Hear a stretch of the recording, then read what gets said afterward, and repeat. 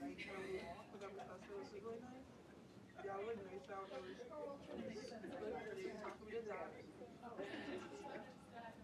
I think oh Monday when we had our day off, I went to the botanical gardens and the zoo. It's a class. And we had to do like a couple of outings for like class credit. So we did that, which was fun. I haven't been to a few years.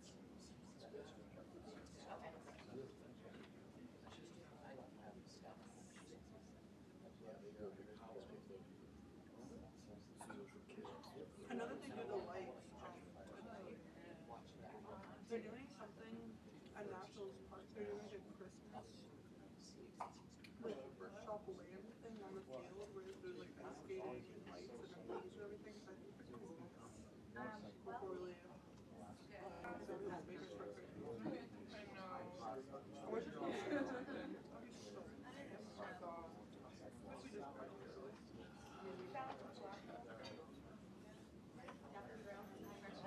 My schedule next semester is insane.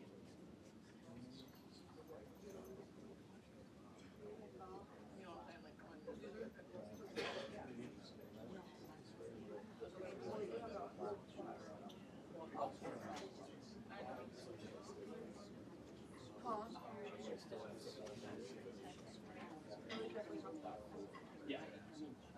Hey, how are you?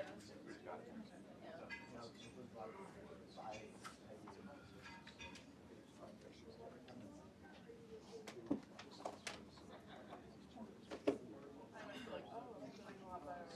Oh my god. Hi there.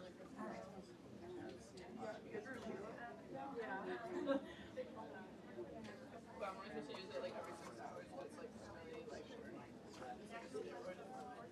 So if you use it too much, you can see the levels.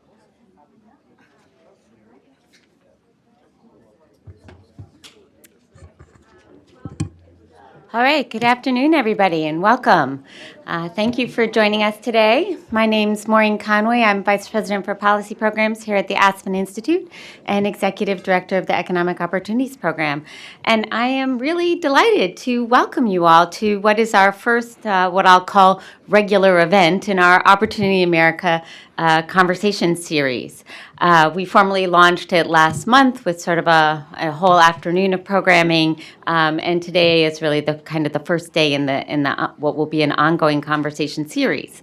And the purpose really of this series is really to talk about what I will call a crisis of opportunity in the United States today. Really, there are just far too many people who are working hard, either working in a job or starting a business or doing a combination of many of them, and feeling like they're just not making it, right? So we really do have a crisis of opportunity, looks different in different places, and we also know that, you know, sort of race, ethnicity, gender, and place play an outsized role in how people are experiencing this crisis of opportunity. So our purpose is to really talk about this, but also to lift up strategies for improving access to high-quality economic opportunities, and to discuss ideas for generally building a robust economy that will really work for all. At the Economic Opportunities Program, we explore a wide range of strategies that contribute to closing the opportunity gap. We look at ideas for supporting entrepreneurship and business ownership, for improving the quality of jobs available to lower-income workers, strategies that can connect workers to opportunity to learn and to grow in their careers, and a variety of other work to really connect people to opportunity. We see how these strategies play out and how they are shaped by local contexts, by public policy, local institutions, business cultures, and more. And our work often brings us to communities that are on the unfortunate side of today's economic divides. So we really need to take seriously questions not only of sort of the standard economic production numbers that we often follow and market efficiency, but also questions of economic distribution and economic inclusion. Our inattention to the latter questions has really left both our economy and society diminished. So today we struggle with an economy that is by many measures successful, but yet still leaves many feeling left out. One thing that recently struck me was this survey report that Gallup released, noting that less than half of working people in the U.S. report that they are in good jobs. And in particular, they noted that the connection between how people thought about the quality of their jobs and how people thought about the quality of their lives. And I think about that because I think it's an important reminder that these economic numbers have human consequences and really are important to how we live. And so that brings me to why I so appreciate the book that is at the center of today's conversation. So the book, if you didn't see it, The Making of a Democratic Economy, Building Prosperity for the Many, Not Just the Few. It is on sale just out there. I recommend it. The book starts with putting people at the center of and service of societal values as the purpose of our economy. And then it explores what kind of economic system would move towards greater fulfillment of our human aspirations. Too often we forget that the economy is a human system, and a successful economy is not an end in itself, but rather a means toward broader goals. So today we keep that purpose in mind, and today we are thrilled to have Marjorie Kelly here as one of the authors of this book. So we're going to start with framing remarks from Marjorie, giving a little overview of the book and how she came to write it. And then we'll move into a panel discussion, which really is terrific because it gives us the opportunity with two people who've been have long experience working here in the D.C. metro area to really ground our conversation in the place where we are. So that's a really excellent opportunity. I invite everybody to, while we're having this conversation, join in our online conversation through Twitter using our hashtag #TalkOpportunity. But if you are in the room, we are live streaming, so please do silence your phones. I also want to thank our supporters for this conversation series. We couldn't do it without their support and their partnership. Many thanks to Walmart.org, the Ford Foundation, and Prudential Financial for their longstanding support of the series. And I now am going to turn the podium over to Marjorie to start things off. And I'm not going to do long introductions of our speakers. You have bios in your materials, and I do encourage you to look at them. They all are terrific and amazing people. But what I do want to say about Marjorie is not only is she incredibly accomplished in all the ways that her bio describes, but she's also a longstanding friend of the Institute. She and the Democracy Collaborative not only partner with us at the Economic Opportunities Program, they also work with our colleagues Janet Topolsky at the Community Strategies Group and Judy Samuelson at the Business and Society Program. So we're really thrilled to have Marjorie here, and I welcome you. Thank you. Well, thanks, Maureen. And thanks to all of you for coming out on this cold day. Oh, my goodness. I came in from Boston, and I think I must have brought the weather with me. I'm sorry about that. Yeah, it's exciting to be here and to talk about the making of a democratic economy. If I could sum it up in a phrase, what we're trying to do with this book, my co-author Ted Howard and I would say what we need is here. And we don't hear that a lot. I mean, I think there's a lot of confusion, there's a lot of pain and sort of chaos, I think, in how we think about our economy and our world today, but quietly growing all over. And the work of the Aspen Institute is doing this. We travel around the country and visit places that are growing a democratic economy. We have some wonderful people here today from Wakefield, from Fairfax County, building community wealth. So there are brilliant people all over, and including, I'm sure, many in this room, building what it is that we need. A new kind of economy is taking shape. I've been covering it for a couple of decades as a journalist, and I would say it really amounts to a new paradigm. You know, we have this idea that our economy is either corporate capitalism or state socialism, and we think it's binary. But really, there's this democratic economy is growing. It's designed for all of us. And what Ted and I do in the book is we talk about what are the principles that are at the core of this, because humans self-organize around things that we care about. So what are the things that we care about that are really at the heart of this democratic economy? And the first is community, right? That we're in this together. And my colleagues and I at the Democracy Collaborative had the great good fortune to work with some Native American leaders on Pine Ridge Indian Reservation in South Dakota. And we opened the book with this story, which is where my work at the Collaborative began. And we work with Nick Tilson, who is Oglala Sioux young person, and helped revive traditional spiritual practices on Pine Ridge, some of which had been actually illegal in prior decades. And he and some other young people began to do spiritual ceremonies, and he says they got a message from the elders. And the elders was, how long will you allow others to determine the fate of your children? Are you not warriors? And out of this, they decided to form the Thunder Valley Community Development Corporation.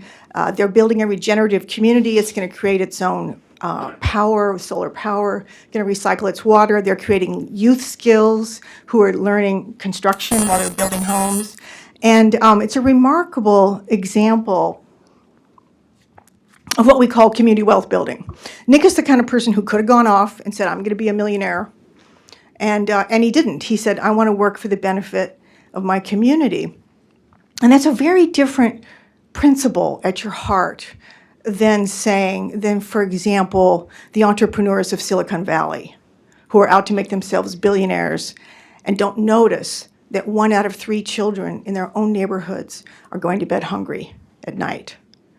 So we see here 2 different kinds of sensibilities, 2 different kinds of economies in operation. One is a democratic economy that's designed for all of us to flourish. The other is an extractive economy, and it's designed to extract maximum wealth for a tiny elite. So community, that's really at the core of a democratic economy. Another is sustainability. We see it in the regenerative community. You know, ecological sustainability is at the heart of the regenerative community being built there. Another is inclusion. We at the Democracy Collaborative are very excited to begin working with WACF, and Harold will be joining us on the podium today, or I suppose.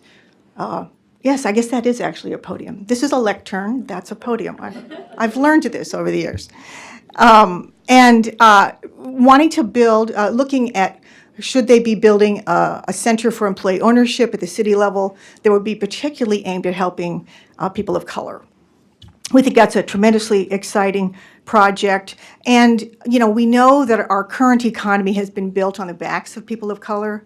And so as we're building a democratic economy, we need to put the disadvantaged and the people of color at the bullseye. That needs to be at the very heart of what we're doing. So, and I want to also emphasize that I'm sure that most of you probably know WACF, which is renowned here in the DC area. It's a CDFI, a community development financial institution. And so it's using the power of capital to create community wealth and community good. And we are doing some research at the Democracy Collaborative. We believe that capital could be the missing agent that could take employee ownership to scale. So this is an example. So we're talking about community, sustainability, inclusion. And what I want to also emphasize is that there's a role for all of us in this work in building a democratic economy. It's not about us versus them. I mean, capital has a big role to play in this, which I think is very powerful. A couple of other principles. One is democratic ownership. Maureen talked about how all the challenges that our economy faces and how many people are being left out. One of the more remarkable statistics that Ted and I often talk about on our book tour is the fact that 47% of Americans cannot put together $400 in an emergency. That is just shocking. I mean, you think about how many reasons could there be to need $400? Your child breaks an ankle. Your car breaks down. The average car repair costs about $400. You need a band uniform. There are a million reasons you would need $400, and that almost half of us don't have even that, I think is terrifying. I think that's pretty much the definition of financial anxiety and terror. And so, as one economic development leader said to us, it takes a job to get out of poverty. It takes assets to stay out of poverty. And this is some of the really powerful work that I did with Janet Topolsky and some other friends of Aspen. We did some WealthWorks, a WealthWorks project a number of years ago.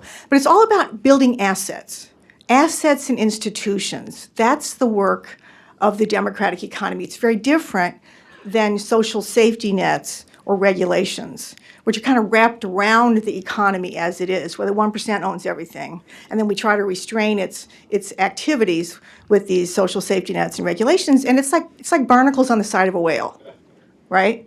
What we need a democratic economy, these principles to be in the DNA.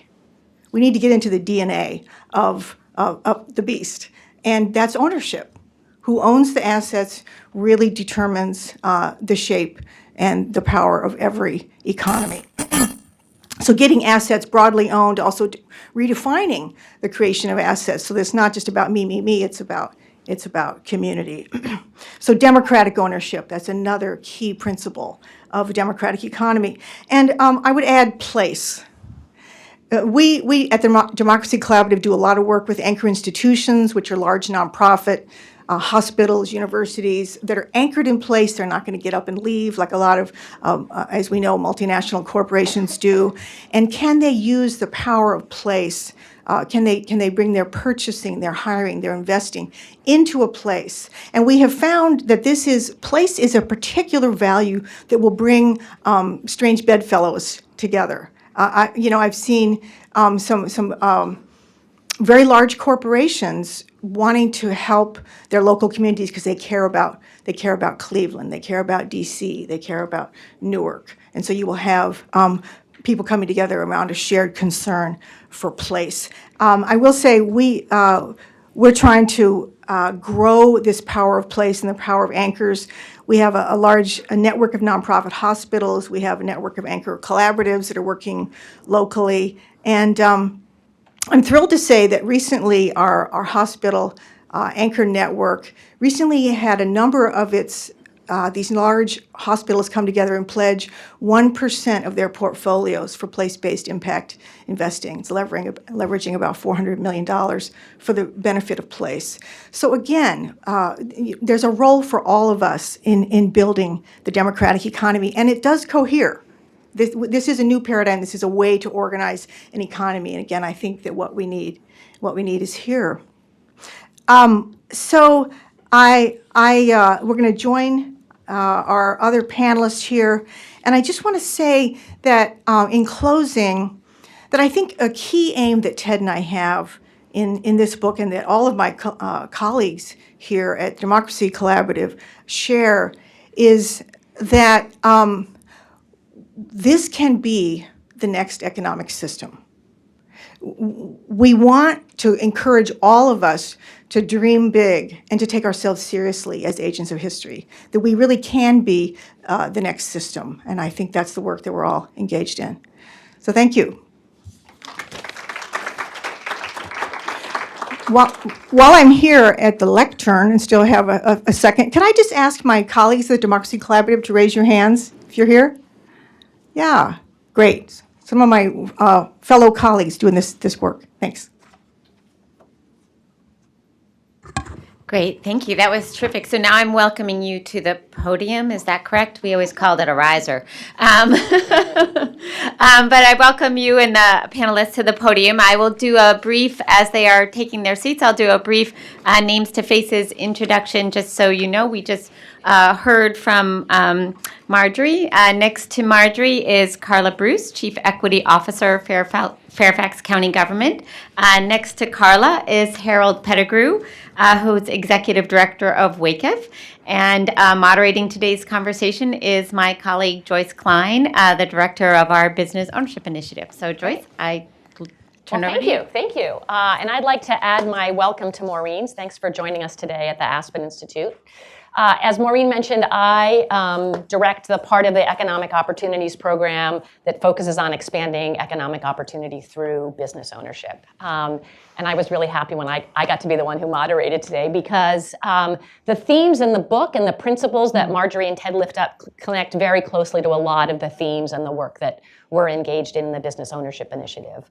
Maureen mentioned at the beginning, I think that that in the work that we do at EOP, we're very focused on the issues that race and place and gender play in who accesses opportunity and the quality of opportunity that they're able to access. And for us at the Business Ownership Initiative, we focused a lot on what are the particular issues and challenges that women and people of color and people in certain communities face when they're looking to start or grow businesses. So that's one way in which we connect, is that focus on place and that focus on inclusion. A second thing is the way we work is we work a lot with community organizations that are working in communities to provide capital and access to resources to entrepreneurs who are trying to start and grow businesses. So we work a lot with community development financial institutions, which Marjorie referenced, which are really focused on this issue and this principle of inclusive finance and inclusive capital. And you'll hear more about the work of CDFIs from Harold. And then the third thing is we've been doing a lot of work recently trying to lift up the work that folks like Democracy Collaborative and others are doing to expand employee ownership as a way to help both individuals to access and build assets and share wealth more broadly, but also because it's a really important way, we find, of improving job quality, because there is evidence that employee-owned firms have higher levels of job quality, which is a key piece of the work we do at EOP. So it's terrific to be able to sort of connect to all those themes in today's conversation. So where I wanted to start is by bringing in first Harold and Carla into the conversation. Marjorie and Ted note in the book that what they're really trying to do is sort of lift up and knit together work that's happening on the ground in many communities to build this new kind of economy. And so what we wanted to do with the panel today and this conversation was to bring in folks who are working locally here in the DC region to do just that and have you get a sense of how the ideas and principles that Marjorie and Ted talked about are really playing out locally. So that's what Harold and Carla are here to do for us today. So I'm going to start with Harold, have him share a little bit about the work of WAKEF, which is the Washington Area Community Investment Fund, but you go by WAKEF. That is correct. And WAKEF is an organization that really exists because of this idea that we need to create an economy that works for everyone and that brings people in. So talk to us a little bit about the work of WAKEF, and then also a little bit, because you've been doing this work before you got to WAKEF, just why do you think this kind of new economy is important in terms of the work you're doing now, but why is it important to you personally? Absolutely, and thank you, Joyce, and it's truly a pleasure to be here. It's a timely conversation. And this is where, for us as an organization, WAKEF has been around for 32 years, really promoting and driving equity and economic opportunity throughout the region. And I had the pleasure of joining the team roughly 4 years ago. And what we decided was we have a wonderful history, but we can't rest on that. We know that the issues that we face right now are clear and they're present. And that for us as an organization, we needed to revisit our mission, our purpose, our vision, our values. And so we set this path forward that will drive us for the next 30 years. That's focused on inclusive entrepreneurship, community wealth building, and equitable economic development. And the wonderful thing as well about the book, Marjorie, is that our very first mission in 1987 called for a democratic economy. Oh, no, lovely. That's great. And I was taking a look back before the panel just to refresh my notes and memory and things. And there was a very bold vision very early on about what this organization could and should stand for. And so we embraced that, thinking through how as an organization we can continue on our path to expose and create pathways to entrepreneurship. And we hit on some of the points, right? The reason why is because entrepreneurship is that second most powerful pathway to building wealth. And that's what we're in the business of. Asset building for the purpose of wealth creation so that our communities can thrive. And so we look back at our history understood many of the challenges that we're dealing with now, specifically the racial wealth gap, and thinking through the barriers that we have in our region. What that led us to was developing 3 pillars of how we organize our work. The first being inclusive entrepreneurship, the second being community wealth building, the third being equitable economic development. We provide capital. We're a CDFI, as mentioned earlier, but even more than that, we're an impact organization. Our goal was to begin thinking through ways that we can use the tools we have available to us to embrace the full potential of what our mission calls for. And so we're developing more capital tools. Last year, and my colleague here, Jennifer Bryant, is leading this work. Last year, we launched an employee ownership initiative because we wanted to expand the pathways by which people could be exposed to entrepreneurship. And so that's kind of the framing at which we're here today. And so for us, it's making sure that we expand those pathways, that we use capital as well to help influence those pathways. But for me, it's a bit personal because this is home. I'm a native Washingtonian, and for the history of this city, as with many of our cities around the country, we know it's very present, the racial wealth divide that we have. And the time and intention that we actually put into the work that we have and the tools we have available to us is critical. We can't address our current problems with the same solutions that we've applied in the past. We have to continue to push the edge. And so that's where, for me, it's a bit personal. I've had the opportunity as well to work in our local government here in the city and help advise other cities around the country, as well as some time in New York City, and really seeing this pathway of how we go about small business development as an industry.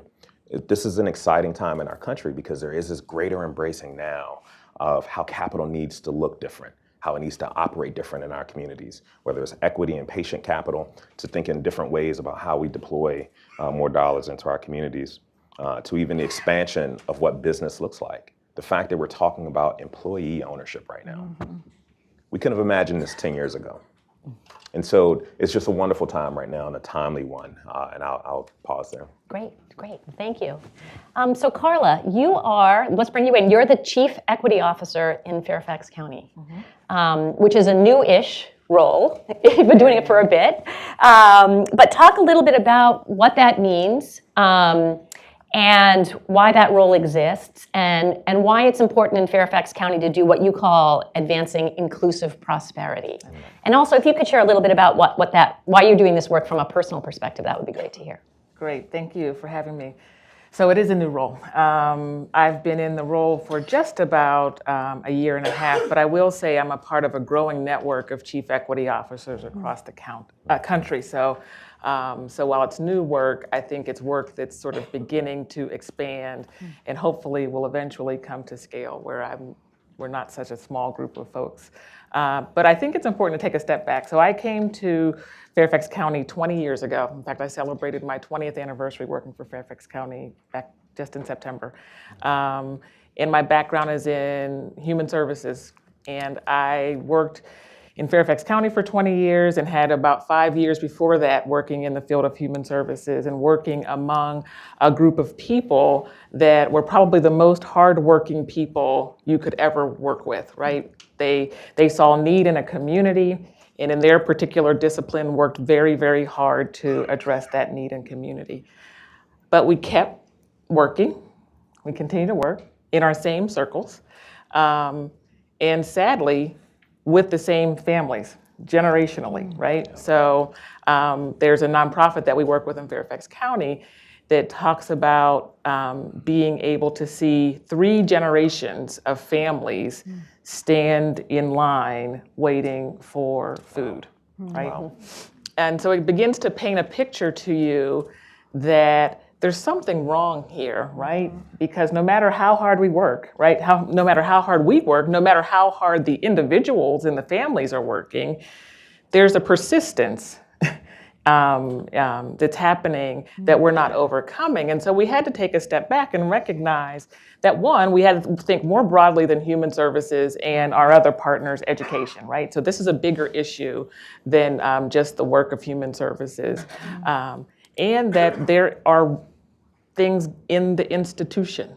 There are things in the structure in the places where people live and then how those places are created institutionally that need to be addressed in order to affect outcomes for people. And so it was sort of with that aha that Fairfax embarked on an effort that we have coined as One Fairfax.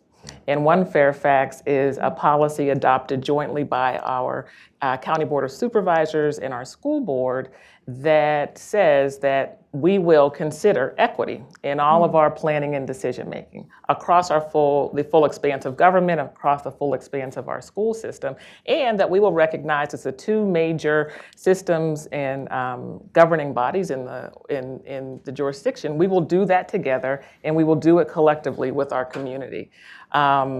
And so to lead that work, there needed to be someone, because again, that was a big goal, a big vision, but we needed to sort of have a focus and a structure and support for it, and that's how the role of the Chief Equity Officer evolved.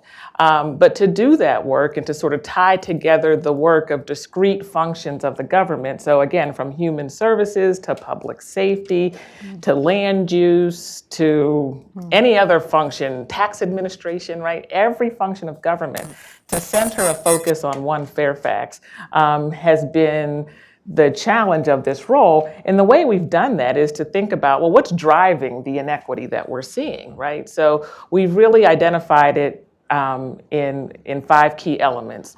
Cradle to career success. So we want to ensure from birth to the point at which an individual transitions successfully into a career that can sustain them, sustain their family. We have to have a pathway and a system of supports. We also want to focus on being a community that's healthy, physically healthy, emotionally healthy, and that fosters the conditions of well-being. We want to focus on justice. A justice system that works for everyone and a community as well that's safe.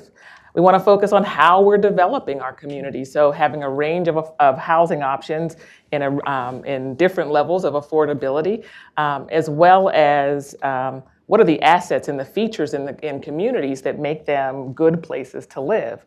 But we think all of those things tie together toward a notion of inclusive prosperity, because again, all of those things sort of is a calculation. If we can ensure all of those things, then people are more likely to be able to participate in Fairfax County's economy. So I think it's important to acknowledge Fairfax County has a strong economy, right? And we want for Fairfax County to continue to have a strong economy. But as we look at our population and recognize that it's diversifying and that the income gap is growing and is continuing to grow, that, as you said, you can't keep doing the same things, right? You got to think differently about how we're approaching and how we're interpreting success. And so what we have tried to do in terms of One Fairfax is center our work on the economy, again, but to make it our success not just about a strong economy, but one that's more inclusive and one that's more resilient. And again, I think it's, I'll leave it there, but I think that while there are many moral reasons that we want to be One Fairfax, we have to understand that our theme for One Fairfax is we all do better when we all do better, right? So we have to have people understand that there is, it's not about these people or those people or me and what I might lose. It is how, if we can invest in success for our whole population, then our whole population does better. That's great. Thank you. I think it's a really nice way of, from your personal story, of exemplifying Marjorie's point about barnacles on a whale, and that, like, from the human services perspective, you're not getting at the core of what's in the economy that we really need to change. So that's a great story.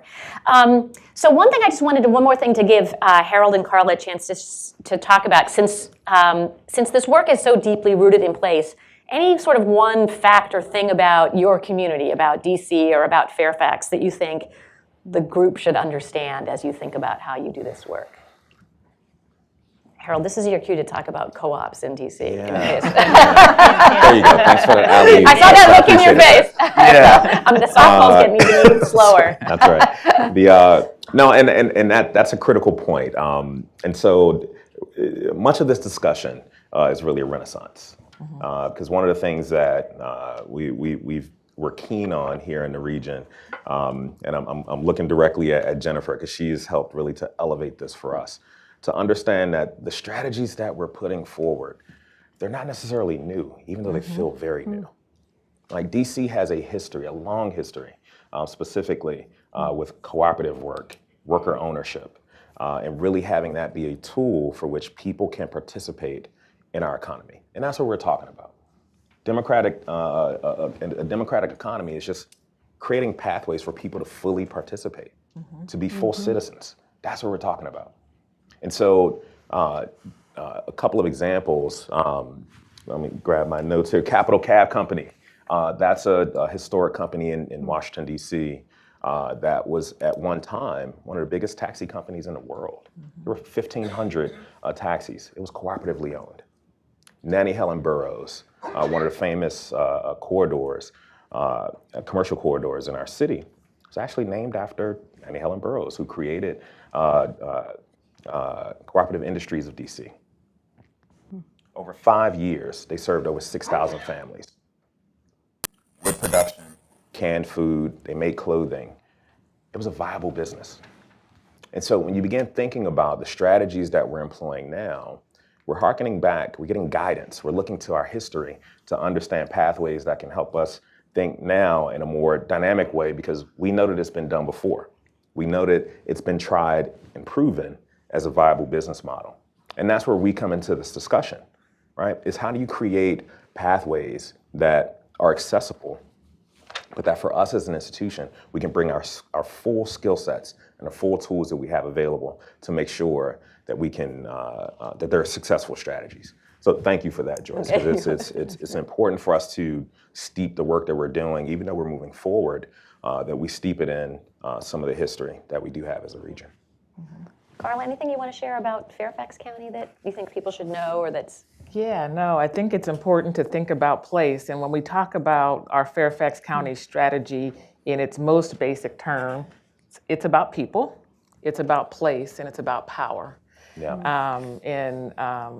So from a place perspective, so Fairfax County, if you're not familiar, is a large suburban area just outside of the district. We have a population of 1.2 million people, and I always forget the actual square miles, but I know for sure that it's larger than the state of Rhode Island. That's right. You know that. And so it's a big place. And so depending on who you are and where you are in Fairfax, you might have a different life experience.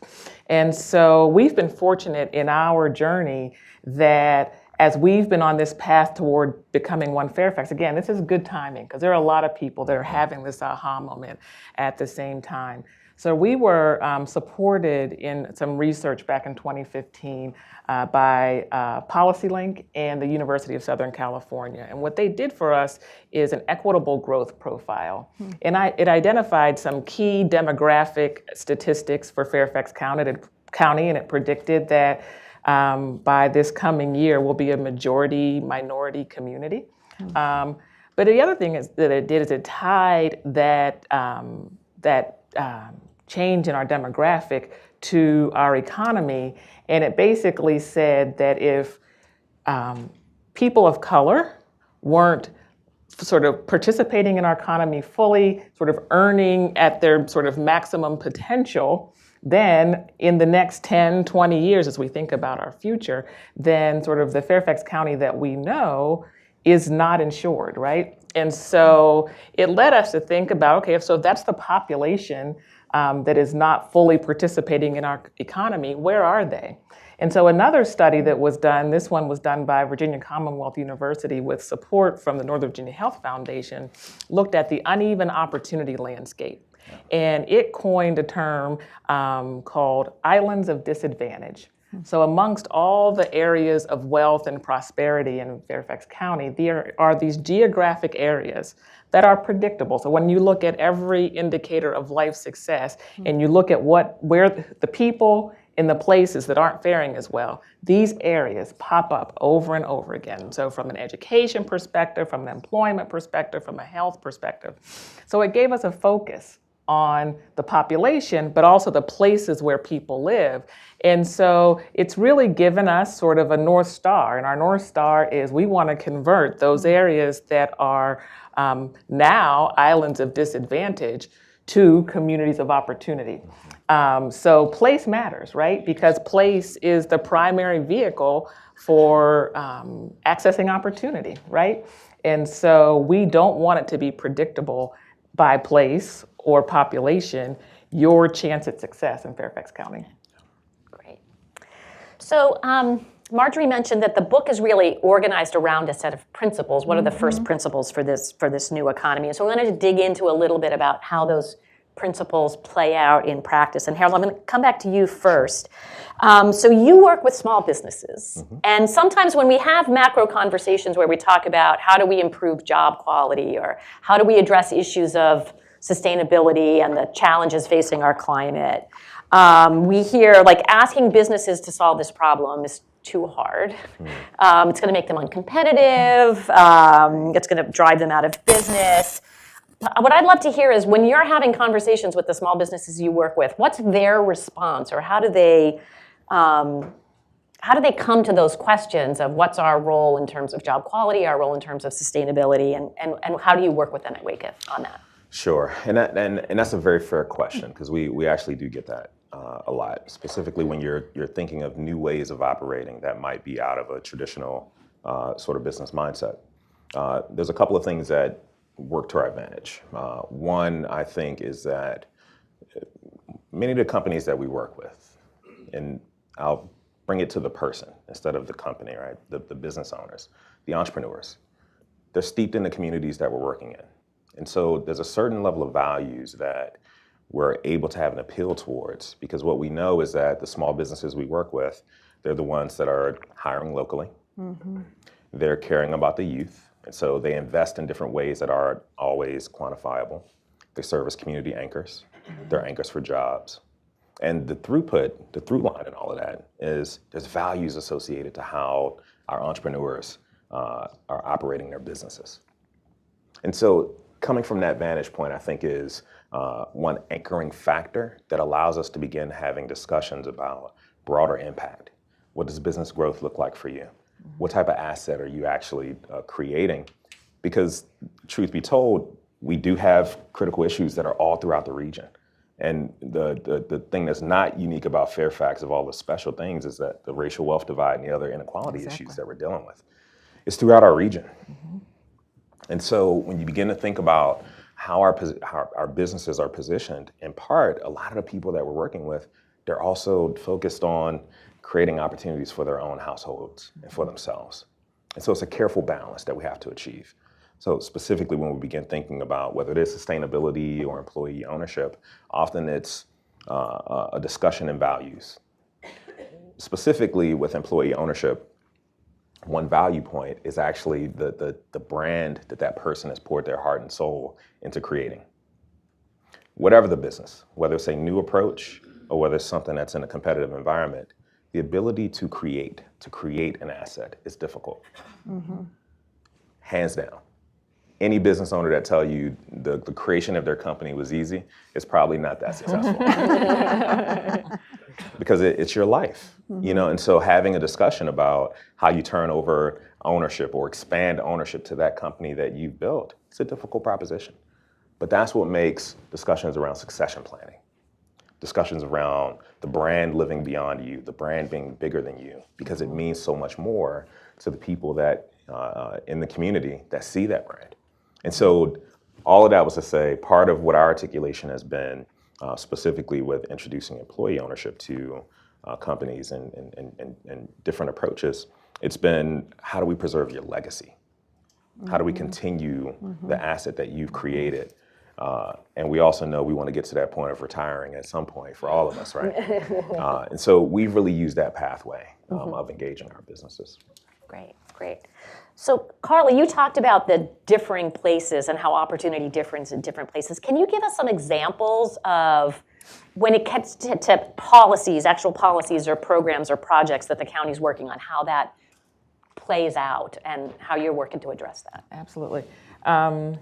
So I talked about the sort of 5 equity drivers, and really those are unifying, because then you can sort of use those drivers to tie all the various actions and functions of government together so that everybody can sort of see the ultimate results we're working toward. And so 2 things that we've done where I've seen this unifying work, both across the county government and the school system, as well as with the county government and our community, are around housing affordability and childcare.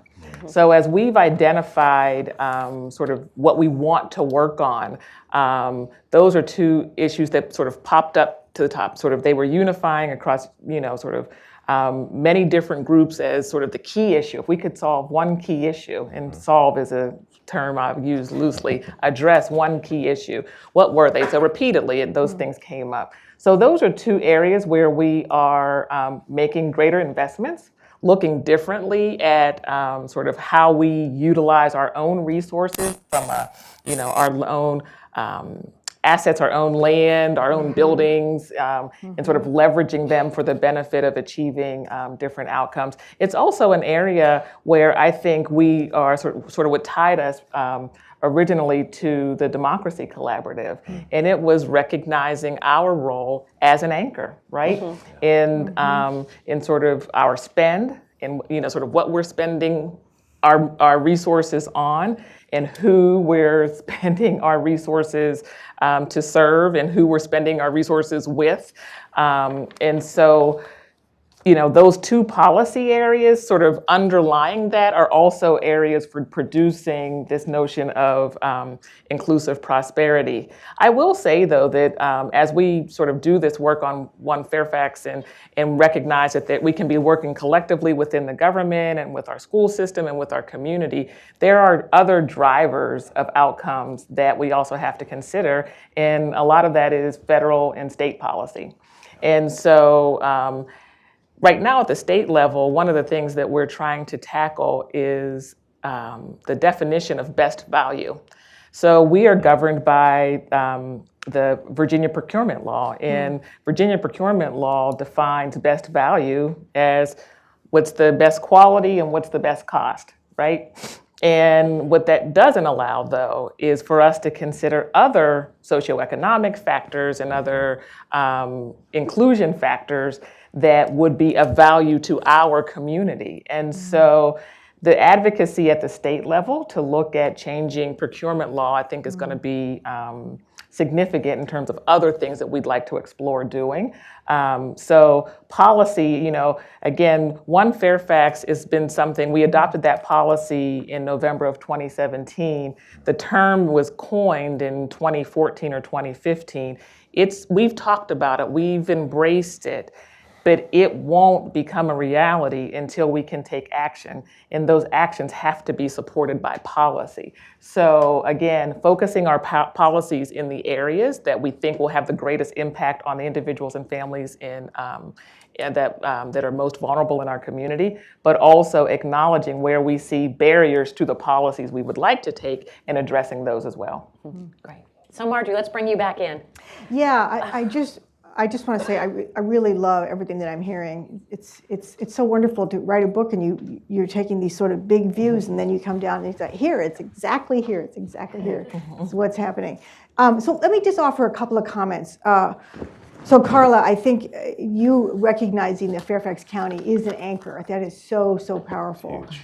And if I could sort of zoom up again to a larger scale, we've been doing some work at the Democracy Collaborative in Preston, England, which is kind of a Rust Belt city in northern England, very similar to Cleveland, where we've done some work. And they used government as an anchor. They had the county, they had the schools, they had actually the pension fund. Buying locally, they shifted hundreds of millions of pounds of purchasing into the local county. They had the pension fund doing some investing locally.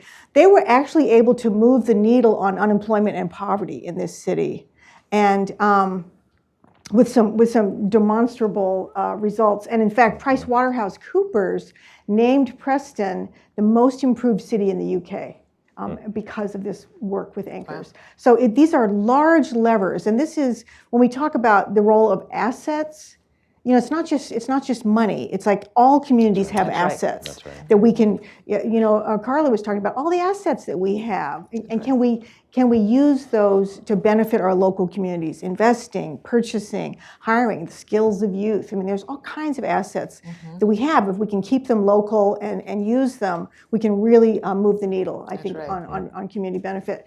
So that's is such an exciting story of what you're doing. And let me just add, Harold, I'm tremendously excited about your work also. You're talking about business owners, they want to preserve their legacy, and can we transition to employee ownership? And this is an issue that is up for our society right now. There are 2.34 million businesses owned by baby boom entrepreneurs. That something is going to happen to those businesses in the next 10 years. If past trends hold, 90% of them will close. Very few that are not that many are put on the market. Those that are generally do not sell. These are viable businesses, many of them. And could they be transitioned to employee ownership? Does capital have a role to play in that? I mean, I think those are the things that you have your hands on locally here in DC. And I think that there's a substantial opportunity, and particularly if you're looking at businesses that employ maybe half or more people of color.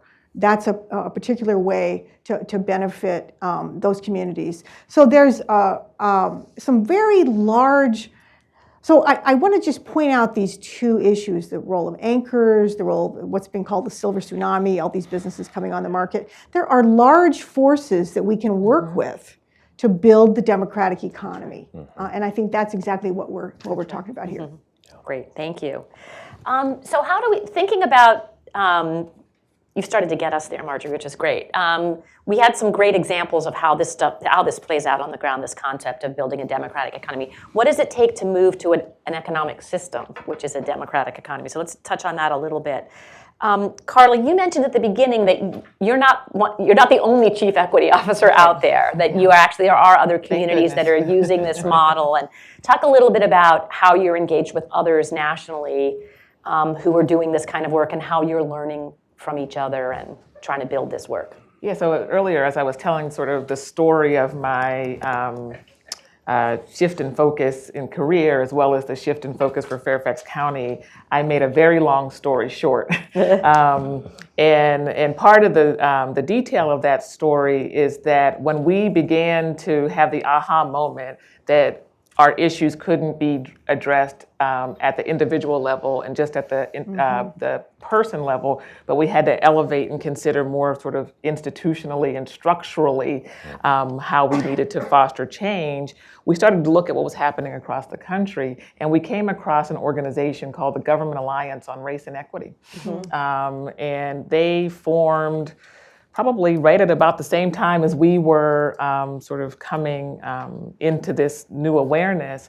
And it was a group of folks who had been doing this work mainly on the West Coast, in Oregon and in Washington State, but sort of recognizing that, again, to bring this to scale, we really had to think not just about our own local communities, but just nationally, sort of how they could support others. And so right now, I think at last count, there is a network of, I think, 170 jurisdictions across the country who at least have membership with the Government Alliance on Race and Equity. And I'm not sure specifically how many of those particular jurisdictions have chief equity officers. But I will say that having a chief equity officer, and I should mention that sort of how I'm situated in our organization matters, is that I work on the team of the county executive, right? So in his office, working with executive leadership and our elected leadership to devise our strategy around advancing opportunity in Fairfax County. And so, but depending on the jurisdiction, folks do it differently, right? So I think local context is important, but as we talk about, we're a urban, suburban community. And given the way our government is structured, a chief equity officer placed the way I am makes sense. But as you look at these jurisdictions across the country, while they've embraced a focus on achieving equity, they've done it in many, many different ways. But I will say that there is a common sort of framework for effective practice it's normalizing, and specifically normalizing conversations about race. So we haven't talked about that much on the panel, but when you talk about who is not faring as well, predictably, you can predict it by race.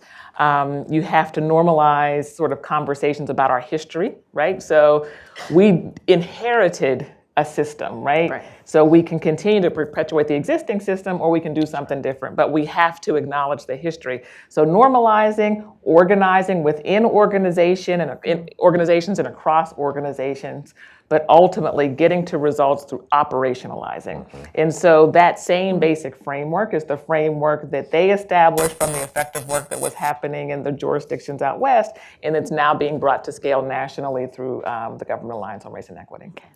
Fantastic. If I can add to that, Absolutely. Joyce, really quickly, and that's a wonderful point, because I think it's, when you begin to think about not only our government institutions, and it's wonderful that that step has been taken, and you think about the other, taken to create a chief equity officer, and what you're leading, Carla, as you begin to think about the other levers, right? Because it's not just government. As we begin to think about capital, as we begin to think about the other pillars that are pathways for folks to pursue economic opportunity, it's important that when we're having discussions about equity, that we're specific. Just to call back to that point, we have definitive issues in Washington, D.C., just as one example of one area that's in this region, where definitively, when you're talking about poor neighborhoods, it's Black and brown communities. And if we're not only comfortable, but also intentional in how we're directing our resources, how we're directing the solutions that we're putting forward in those communities, then we're going to miss the mark. That's right. Because we'll have discussions about a diverse economy, an inclusive economy, but it won't be filled with the issues that are of our day, that are steeped in this country's history. And so we have to be intentional when in DC, there's a 81x difference between Black households and white households. Wow. That's an issue. And so for us as an organization, that was a part of the shift that we made in how we leverage capital. 80% of our portfolio is to entrepreneurs of color. Last year, all of our lending went to entrepreneurs of color. 50% of our lending went to women entrepreneurs. There has to be intention tied to direction and how it is that we're moving forward solutions. Yeah, Marjorie. So something is coming to mind for me, Joyce, and that is one of the people we interview in the book is some people doing racial equity work in Portland, Oregon. And they've been doing some remarkable work trying to reorient the entire economic development division of Portland around racial and gender equity. And it's a very, very powerful story. And one of these wonderful executives said to me, she said, you know, when you have, now Portland, Oregon has a lot of people of color who are not doing well. That's not what we normally think of Portland. But she said, if you have half of your body is not doing well, is not functioning well, you don't have a healthy body. That's right. You know? So if you have half of Portland or half of DC or half of Fairfax County that's just not functioning, it can't repair a car or put a kid through school, you don't have a healthy community. So I think it's this notion of inclusion is just absolutely core. And just to come to that, you know, in some of the work that we've been doing on business ownership and particularly looking at it from a racial equity lens, I think the other thing to think about is, Marjorie, you pointed out the silver tsunami of people retiring. And one of the things we see in communities that are struggling economically is that the rates of firm deaths are higher than the rates of new formation. And we see that levels of entrepreneurship are declining generally in many places. So if you combine that with the demographic shift, that means more and more of the people who are going to be looking to start and grow businesses are people of color. And those are the people who have faced the greatest barriers. If we don't confront that, we're going to have an issue with who's creating the businesses, who's growing the businesses, and are they getting the resources that they need to sort of build our economy from that perspective. So thank you for highlighting that. I'm going to do one quick lightning round, but then I'm going to open for questions. So for those of you who have questions, get them ready. I want to talk a little bit, Carla, you started the conversation a bit about policy, but since we're sitting in a policy program here, we like to have the policy conversation. What's at least one policy that you'd like to see change that could really support the growth of a more democratic economy? Marjorie, you ready? Okay. Sure. I do think that supporting the growth of employee ownership, the time is now, the need is now. I think it could be huge. That we can have state centers of employee ownership. We could have city centers of employee ownership. We could have federal funding for those, or for an employee ownership bank. These are some of the ideas that have been floated. In fact, that one proposal that I've seen is for even loan guarantees. So you don't even have, government doesn't even have to provide the capital, but could attract private capital with loan guarantees, which could be piloted at a small or a large level. Speaking my language, Marjorie. That's great. I mean, just to reiterate what I shared earlier, at this particular moment for Fairfax County, I think that definition of best value is going to be, if not the answer to everything, is really going to open up, again, not to overuse the term opportunity, but it's just going to allow us to explore new things, because often policy sets in the way of the good ideas that we would like to explore, and we get afraid of it. Just the fact that we're willing to put it on our legislative agenda is a big deal for us, and so we're really excited about the actions of the General Assembly. Great. Harold? Yeah, I think I'll rattle off a couple, Joyce. I won't quite follow direction there, but I think particularly when you look at, from a couple different angles, the Community Reinvestment Act, specifically the parameters around our financial institutions, ensuring that not only support is there to help lift up this work, but also that as we think about how lending is done, as we think about how capital is deployed, that there's stronger frameworks to ensure that our banking institutions are investing in our communities. CDFIs as a whole are a rounding error in terms of the assets that are under management, and there's some pretty significant CDFIs that are in the hundreds of millions of dollars of assets under management. And so that's just one area. But transitioning to local, as you begin to think about, for any of you that are in government or have an opportunity to influence government, procurement is a great place to start, just to reiterate that. Specifically policies that are focused intentionally with the problems that you have in your areas. And so specifically an MWBE focus, a focus on minority set-aside programs. They're critical. Also licensing. I had the opportunity to be the licensing administrator here in DC. As you begin to think about barriers to opportunities, much of our licensing infrastructure is draconian.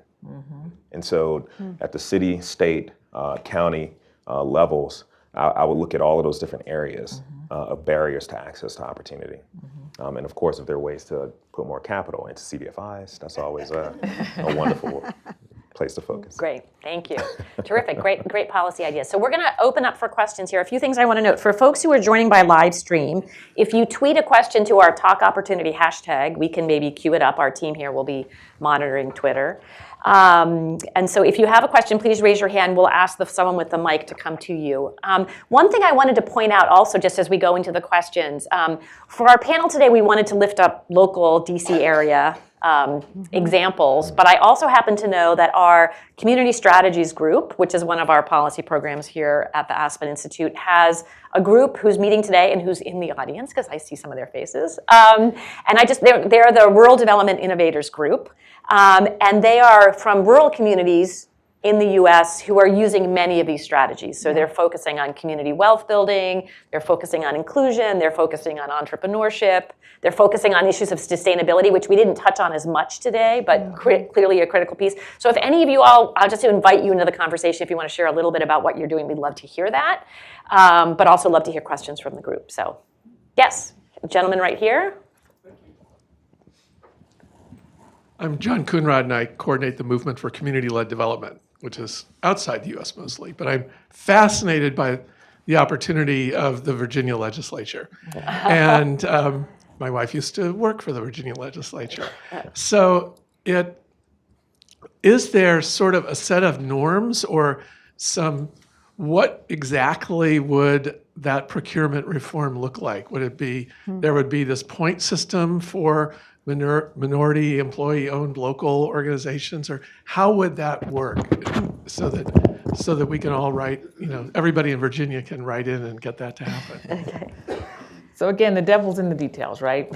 So the first step is to get the law changed. I will say, though, that part of the benefit of being connected to an organization like the Government Alliance on Race and Equity, there are jurisdictions across the country who have embedded those practices. Yeah. So that is a challenge because, again, we all do better when we all do better. We don't want to shift from one. So there's a scarcity notion that we want to, we have to overcome. It's about broadening the pot and expanding the pot, not sort of limiting who has access to it. Mm-hmm. So we do want to be careful in our approach, but our strategies are going to be to look at how other jurisdictions have done it successfully. But right now, our focus is on getting the law changed. If I can offer a couple things here too, because there are a number of cities that are grappling with this exact same topic.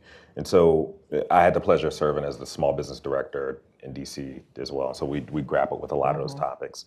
So first, intentionality around minority inclusion and there being preference tied to it. That's first and foremost. I think second, the capital programs that are actually tied to opportunity programs. Often what you have is a gap. You create a lot of contracting opportunities, but not the capital so that those companies can actually be successful in going after those opportunities. Lines of credit are important. Government will not pay on time. I'm not sure if that policy approach will account for the time at which a company is paid, but that's a very real issue. If you can't pay your payroll, it's problematic. But also specifically to procurement unbundling. You have to ensure that if it's a desire to target small businesses, that opportunities align with the capacity of the small businesses that are part of your community. So those are just a couple areas that, when it's a procurement regime that we're talking about, policies that are supportive of small business and intentional about minority businesses. Okay, this woman here. Hi, my name's Patty Rose, and I run a small nonprofit in DC called Green Space, and we work on sustainability, but that's not actually the focus of my question.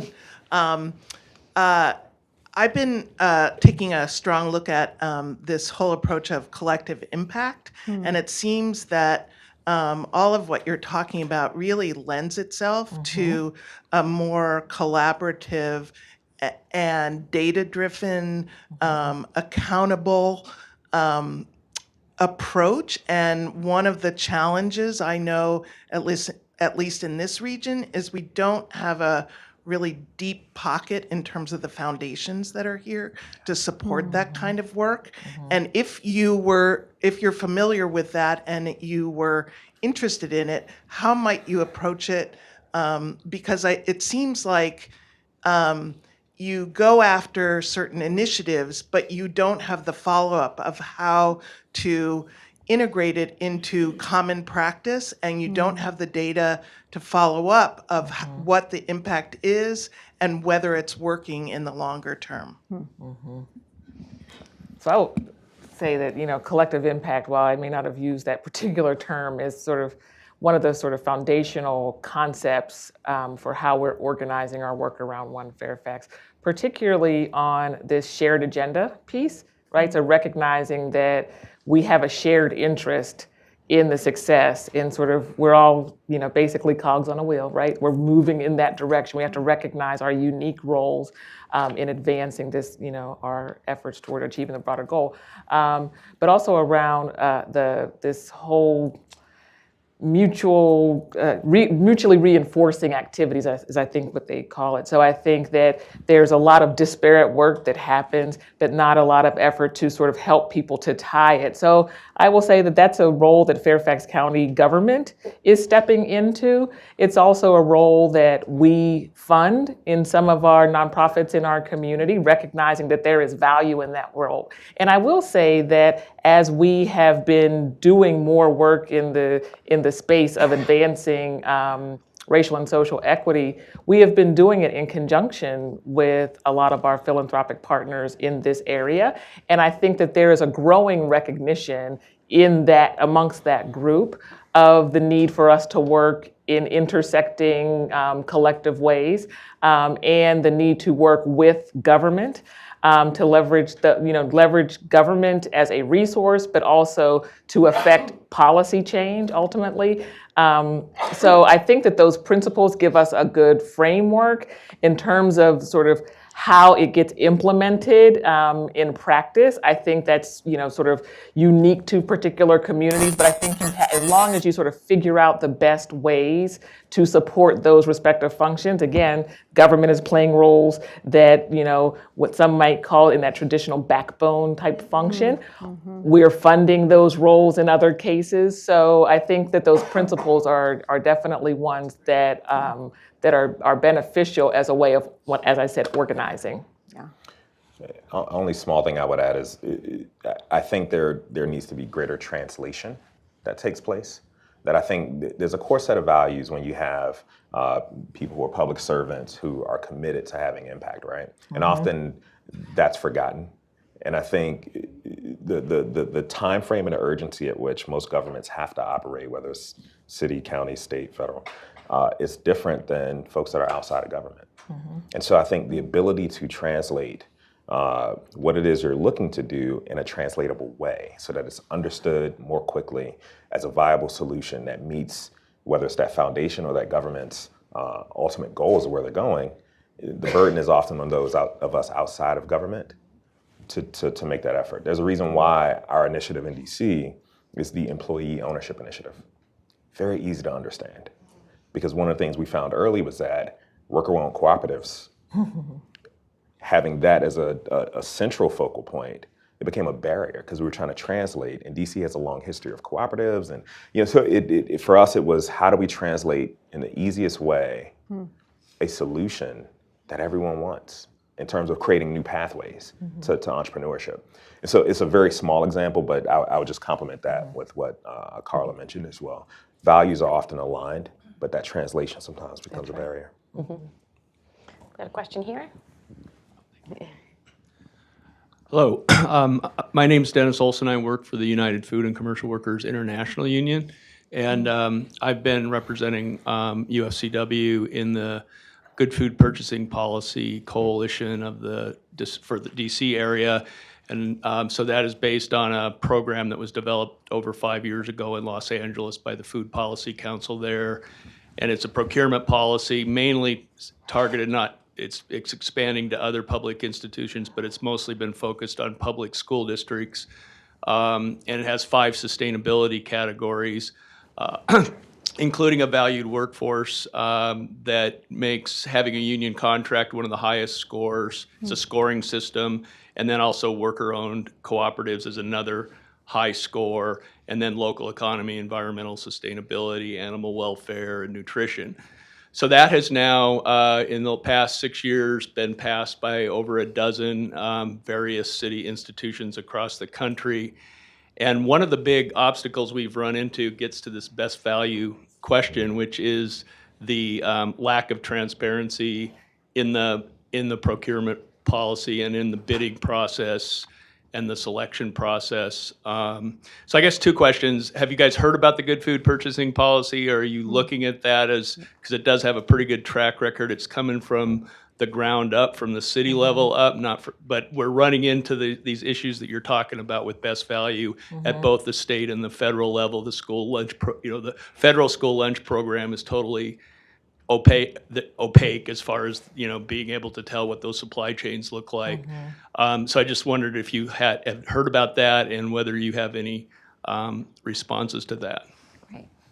Not specifically that, but food is one particular area that we are looking at. And I will say that as we talk about implementation, transparency is important because we have to be clear for our own purposes how we're defining this sort of new definition of best value and the criteria that are established for ourselves as well as for those on the outside to better understand. So I will definitely look into and share with the folks that are working directly on this initiative that specific example, but I would just reinforce that transparency is key. That's great. Thank you. That's a great example, Shank. Thank you for sharing that. I see a question here, blue shirt, and then I see the person in front of you as well. Thank you. Mr. Pettigrew, recently, Shaquille O'Neal said that he would encourage the creation of Papa John's franchises at historically black colleges and universities. The issue with that is that franchises are a double-edged sword. They are a route for entrepreneurship, but they're controlled mainly by multinational corporations that often work against the interests of workers. Have you thought about ways that the franchise model can be reformed or changed so that, or can it be changed in a way so that the benefits of franchising as a pathway to entrepreneurship isn't always followed by the adverse impacts that it can have on workers, and the fact that often even the franchisees are victims of an extractive economic model? Yeah, so I think the short answer specifically to those multinationals, no, I haven't thought about that because that's well beyond my influence locally. But I think the broader underpinning of your question, I think a proper response is one of the things that we focused on is how do you expose entrepreneurship in much greater ways to like the ecosystem that's here? Because part of it is folks just want to pursue entrepreneurship. It's not necessarily, at least I've never come across it, people necessarily want to start a franchise. It's an opportunity, and for some it might be a viable opportunity. So we actually have companies we work with locally that have franchised their business model with a set of values, though, that are embedded in how they've operated as a business owner. And so to me, how we've addressed that, and not directly, but I think indirectly, is the promotion of the power of entrepreneurship. And I often say that because we think there is a value, of course, that's there to get to our ultimate mission of creating greater opportunities. So that's the only way that I would respond. But if someone wants to start, there's been plenty of successful business owners that have started, and I won't name any specific franchises, but that have launched major franchises. And through that have been community anchors and for jobs and everything else. And so I just think if we're able to, not only our organization, but our ecosystems are focused on how do you reduce barriers to entrepreneurship and expose more examples of what successful entrepreneurship looks like locally, then it'll get at that exact issue. Anyone else on the panel want to speak to that? Well, one of the ideas that we've explored at the Democracy Collaborative is if you do have franchising, could you make employee ownership part of that? It's an idea, and we'll see if it has legs. Okay, great, thank you. Question here? Hi, Jeff Schwartz with the Appalachian Regional Commission. I have a two-part question for you. Are there any particular types of companies that are better or worse suited for employer ownership? And what would be the right mix in an economy, a metro economy such as DC? How much would you want to have employer ownership, and how much would be too much? Yeah, I'll kind of kick off. For me, what's important is that there's a healthy economy of entrepreneurship. We've often had these, or I've had these discussions nationally, right, about folks who are looking to drive ecosystems that are supportive of employee ownership. That's great, because that work needs to happen, because there's not enough opportunity or pathways to employee ownership at present. Employee ownership is not going to be good for everyone. Just like small business ownership isn't good for everyone, right? And so I think having a healthy mix is important. DC's economy is heavily service-based, and we're having growing examples where service-based companies are an increasingly great example of why employee ownership is actually a great pathway. And so I don't know that there's a right answer about like what the right mix is, but I think we have to embrace it as an opportunity that we're helping to facilitate where people are. So I would hate to be prescriptive in that way to a certain industry or for certain folks. For us, embracing it as an organization, it's one of the tools in the toolkit, so to say, but not the only tool. Yeah, so that would be my response to that. I also, Marjorie, I wonder if you could get in here, because I think one thing that also might be useful is to talk about the breadth of forms of employee ownership that can work at differently maybe in different industries and different sizes of. Yeah, that's right. So you have worker co-ops, which in the U.S. tend to be smaller, average about 9 people, although in Spain they're quite large industrial companies. So worker co-op is 1 share, 1 vote. Every employee has an equal say and equal share. Then there are also what are called ESOPs, employee stock ownership plans. And this is, there are significant tax advantages for companies that put employee ownership into an ESOP. And these can be quite large companies. For example, one that we've worked with is Recology in the Bay Area. It's $1.2 billion in revenue. It's 100% owned by employees. And it's a place where garbage collectors can make $100,000. I always like to say that. Because if you're not extracting as much for capital, there's more to go around for workers. So it can work at different scales. So the question that you ask is, what would be the right mix? I don't think we know yet, but I think that when I say we, I mean we as a society don't know yet. But we certainly, as in the U.S., had a major commitment to broad-based home ownership in the post-war era, and we achieved 66%. I think about 60.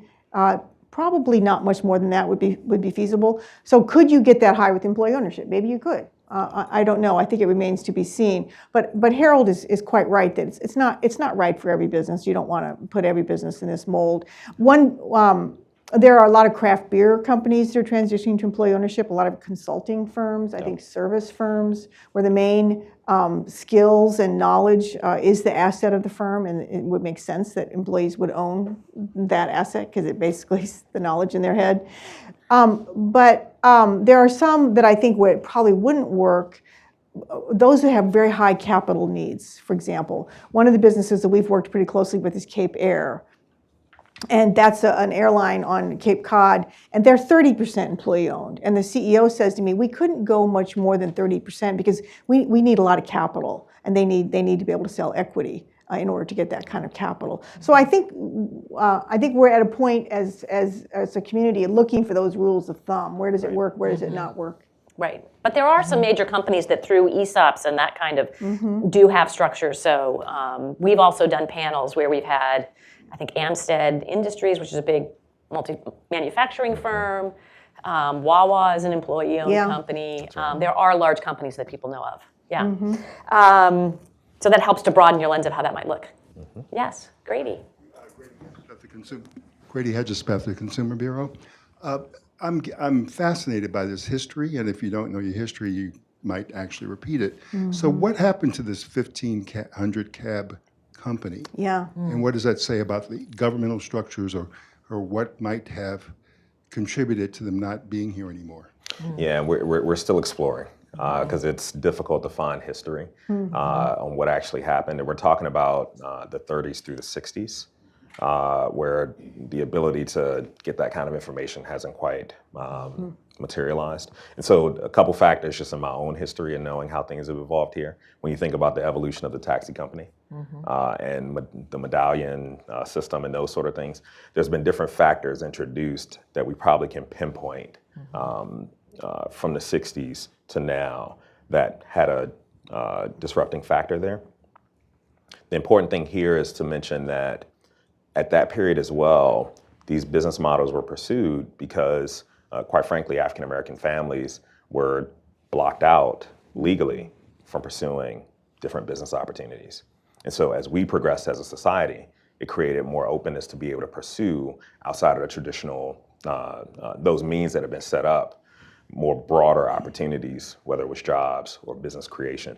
Like one of the things that we've been having a lot of internal discussions about as well is that even when you look at the notions of like redlining that impacted housing, the same thing happened with business ownership. And so people created businesses because they couldn't in many different ways. You know, and so as we progress again as a society and reduce those barriers, a lot of Black-owned companies that were in certain neighborhoods and different areas went away because there were greater opportunities. So I would imagine that those are different factors that were associated. But we're doing some focus to not only think through the ecosystem, but also think through how we can really elevate in a much more specific way the legacy of those companies. If I could just quickly add on the history piece, I think it is very significant. I mean, our One Fairfax strategy is a very forward-focused strategy, but in order to not repeat the mistakes of the past, we have to look backwards and figure out why this came to be. I mean, we have in our process are really trying to institutionalize the root cause analysis. But why? But why? But why? And so as we look to unearth this history, one of the things is the same thing. That part of history isn't well documented because generally speaking, the winners get to document the history, right? So whoever were the particular winners at any given time, they get to say what happened. And so it's really important that we capture this story. I was at a meeting yesterday with a local pastor, and as I was waiting to meet with him, I had the opportunity to talk to his receptionist, and she told me, 5 minutes worth of valuable Fairfax housing land use policy history from her life experience that really I can now sort of think about more broadly about, well, if this happened to her family, what about families in this entire area? And so I think it's really important that we invest time and energy to better understand that history because, again, it provides us a real, at least for the local government, it provides us real documentation of the evidence of government's role in producing what we see today. But it also helps us to, better understand how we can stop producing harm. So, and that we honor the history Absolutely. of what has happened, right? Like we've had people to survive and thrive and persevere under, in spite of, and it's okay getting to that point of comfort again. And it's our history. We have to embrace it if we're going to develop the right solutions moving forward. That we are intentional in talking about and understanding what has happened, so we understand why we're here today. Great. And again, there's an asset focus to that. This is my big passion. Because I think that while we focus on the gaps in our existing system, we also have to focus on the contributions in spite of. That's right. In spite of a structure in a system that was, in some cases, intentionally meant to separate people from opportunity. So as much as we want to better understand the gaps, we also have to understand the assets because I think that teaches us that it's possible, right? Right. So, Thank you. Thank you. We have a question here. Hello. Oh, hi. I'm Abby. I'm from the Department of Commerce, and I'm an intern, but I'm also a college student, so I haven't really started my career yet. So I just wanted to know what I can do to kind of help build this democratic economy for equal economic opportunity as like a regular citizen. Well, that's a great question. I think follow your heart to where your skills are a natural fit. I began as a writer and have moved into consulting and now some management. So what are the skills that you want to bring? And then develop those and find the place that you have something to offer. It could be in government. It could be at a CDFI. It can be inside a bank. It could be inside a nonprofit. There's lots of places. But I think, paying attention to kind of what lights you up and where you think you have something to add. And thank you for the question, and good luck. Yeah. Great. Yeah. We We need you. So I think we've got 3 minutes, and I see 3 questions. So I'm going to take the 3 questions and then give us a quick chance to answer them. So I'm going to start here. Hi. If you can do your question quickly, that'd be great too. Okay, great. I'm Allison Powers from Capital Impact Partners. First of all, really quick, I wanted to say that there's a worker-owned franchise starting in New York City, the Center for Family Life. It's funded by Robinhood, and they're doing home cleaning. They have about 4 or 5 right now. My question is, what can DC government do to encourage employee ownership? Okay, great. Okay. There's a question right here. Actually, Renita. Oh, sorry. That's okay. Sorry, I was wondering how a democratic economy and some of these shifts that you've been describing might help navigate technological and changes in automation and some inequities that potentially transpire there. Great. And then last shot is to my esteemed colleague, Janet Topolsky. I'll try to make this quick. I'm thinking about industrial commons, which is reviving sort of the textile industry in Western North Carolina through worker ownership, but also, and a network of small businesses that are reviving, as I said, textile manufacturing. But they're also working together collectively to go to zero waste, right? To have a closed system on the waste. And so my question to you has to do with, how are you thinking about these equity values in the development of the democratic economy in relation to other assets that are also important to equity? Because if you look at the effects of climate change, they disproportionately affect people of color and low-income people and people in poor communities. And so what about the practices of the companies? Great. So who wants to take a shot? We got 1 minute, Okay, so we're going to be fast. I'll just say real quickly, yes, the whole question of sort of an ecological transition, there's a lot of roles for ownership to play in that. It's not just employee ownership. It could be community ownership of land or municipal ownership of utilities. And I'll give a quick example. Right now in California, or maybe a week or two ago, if you had flown over California, you would have seen lots of blackouts where PG&E had blacked out its areas. And you would have found an area where the lights were on, and that is where they had a municipally owned utility, which was more responsible in the way it ran itself because it was owned by the people of the community and not about extracting wealth. So that's my answer. I'll toss to the others. DC government. Really That's a quickly good on one. DC government. Yeah, so I think first examining all the barrier points. One, the law has to contemplate first what employee ownership actually is and worker-owned cooperatives so that folks cannot run into any barriers with creating a business. Second, with procurement programs, coming back, that's a favorite topic for today, thinking through set-aside incentives that can go towards companies that are employee-owned.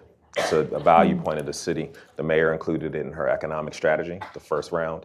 And so I think building on what the next set of solutions look like are going to be critical. If I might, just to get in the last word, to address your issue about technological change, I think one of the things we see with employee ownership is when the employees are the owners, they may make different choices about whether and how they change jobs, invest in workers, and think about whether they do things like outsourcing. And so I think that's one way to think about how it connects to some of these principles.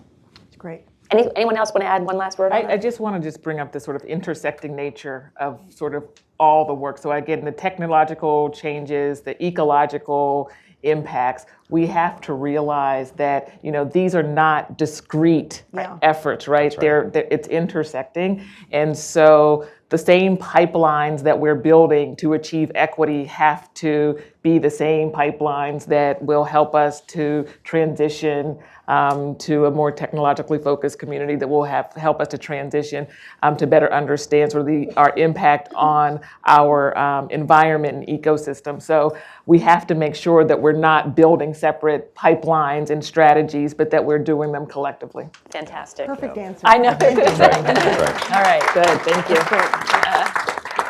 Great. Wow, that was a fantastic discussion. Thank you all so much. I want to remind you the book is available for sale, and I think Marjorie will be around for a little bit to sign books if you'd like. But thanks again to a great panel. I almost forgot to get up here because I'm like taking notes and trying to read things and everything. This is a fabulous discussion. Thank you so much. Thank you. Thank you. This was good. Thank you. Yeah. Great. Oh, that was fun. That was good. Yes. Thank you. Yeah, I know.